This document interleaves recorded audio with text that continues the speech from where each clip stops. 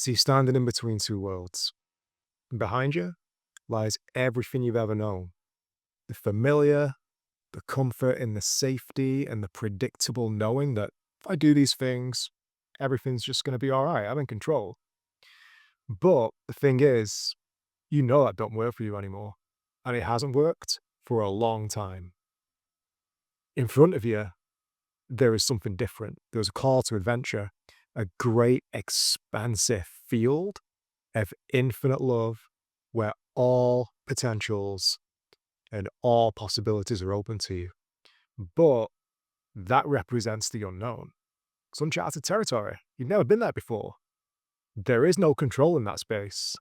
It's unprecedented, right? To get there, you gotta surrender and you gotta trust. You gotta have faith. How do you do that? How do you make those choices? Because you know you can't go back. You know you've left the village. There's no going back to that place. And so the question then becomes not what choice do I make in this moment, but how do I make the most loving choice to progress me on my journey? If you truly allow yourself to be enveloped by love, like really, truly surrendering to the deepest quality of love, living in bliss, just allowing yourself to be taken by it, tapping into that quantum supply that exists within every level and every layer of this reality and beyond. Loving is the great artist. Loving is the great architect of love.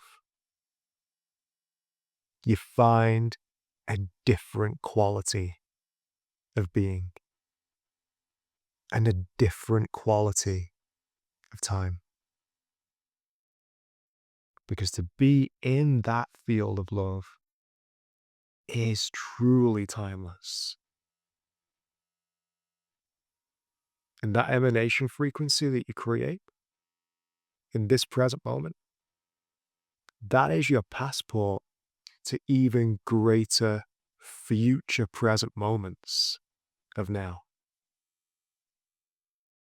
And when you compound the frequency of love upon more love, you create an unstoppable force of manifestation.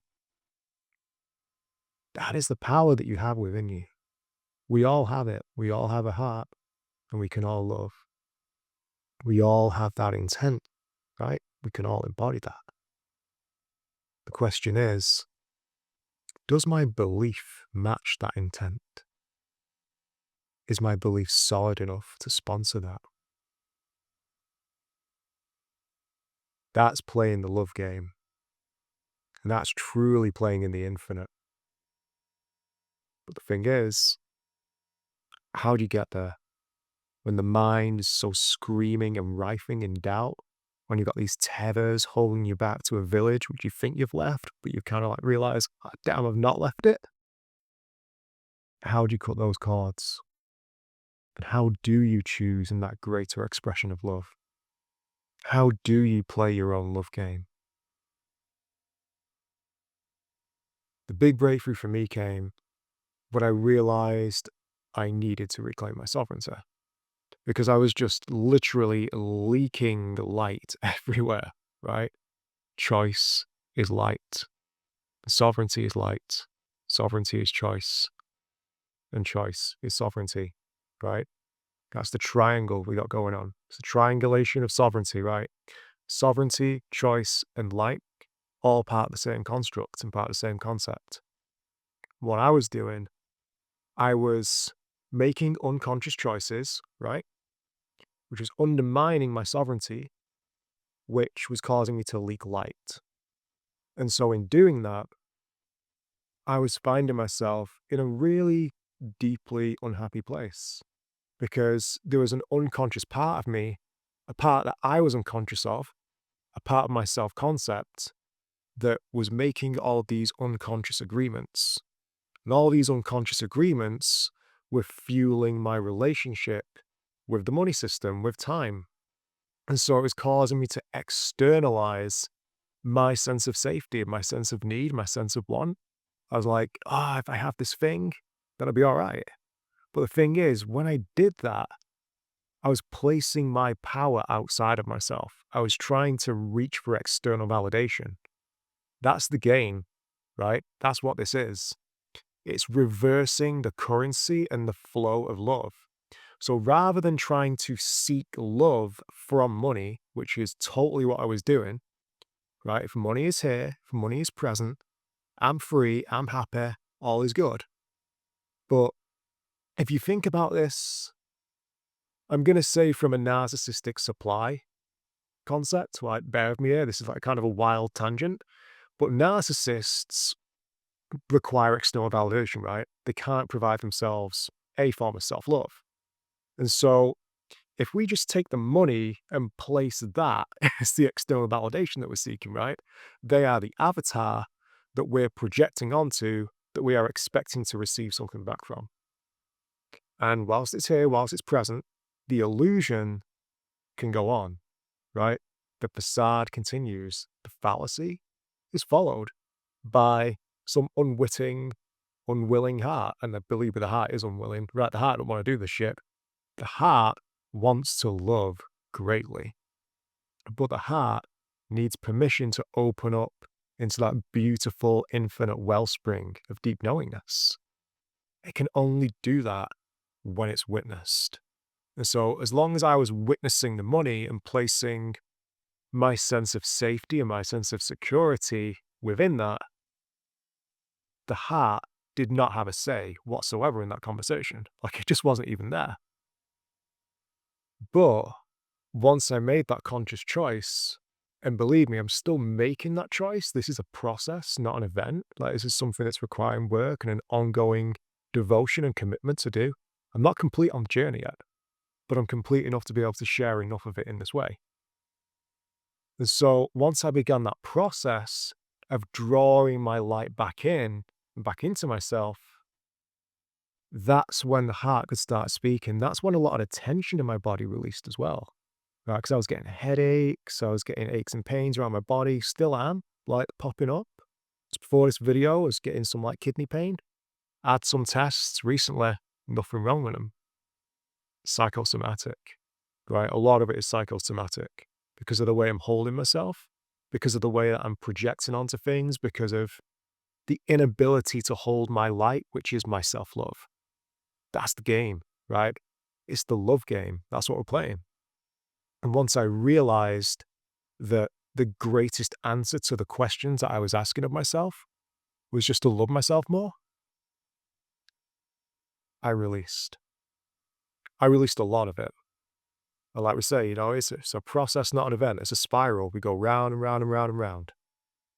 But it released enough of it that I could get a foothold in the reality and go, oh, all right, right, we're rocking now. Right, we got a rhythm. We can start walking. We can start grooving. You can start moving. Yeah. Once I got to that place, then I started bringing more light into myself because I have more bandwidth, right? More bandwidth to receive more light, the light that is my self-love. And then that light that I could hold could be put into more and greater expressions of artistry, right? I like music, I like song, I like dance. That's why I use those metaphors, right? I could bring more of myself to those pursuits because I wasn't so much in survival anymore. I was able to surrender and really allow myself to be in the infinite wellspring of the heart that just wants to sing, dance, and pray the rhythm of its life, right? That's the game. Doing what it came here to do. And that's just to love unconditionally. Love really is your passport to your future dream life. It is quite literally your dreaming light, your dream light. And all paths lead back to the present moment and back to the heart. So love as powerfully as you can. Love as passionately and as courageously as you can. Because when you do, you bring a greater quality of light to your choices. You embody your choices with even greater light. The love that we withhold is the doubt that grows. But the love that we give freely becomes the light that guides us home. And so just allow yourself to be guided back to the heart. Allow the heart to speak. Embody your light. Embody your choices. Allow that dreaming light of the heart chance to speak. Allow it to be the compass. Allow it to be the one that guides you. Allow it to share its story.